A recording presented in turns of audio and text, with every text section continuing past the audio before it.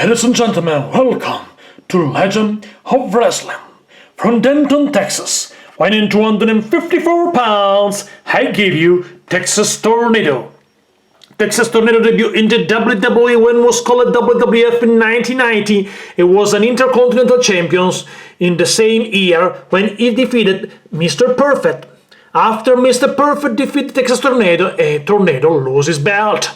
Tornado was a part of Survivor Series 1990 in a team composed by Tornado himself, the Ultimate Warrior, the Legion of Doom, against Demolition, Crash, X-Smash, and Mr. Perfect. Tornado was also part of Royal Rumble 1991, and on WrestleMania 7 he defeated the Canadian strongman Dino Bravo. Texas Tornado was a part of a team with Ricky the Dragon Steamboat and British Bulldog.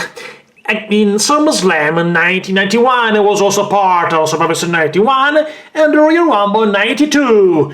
Texas Tornado, Kerry Von Erich was a part of a great family, wrestling family, the Von Erich.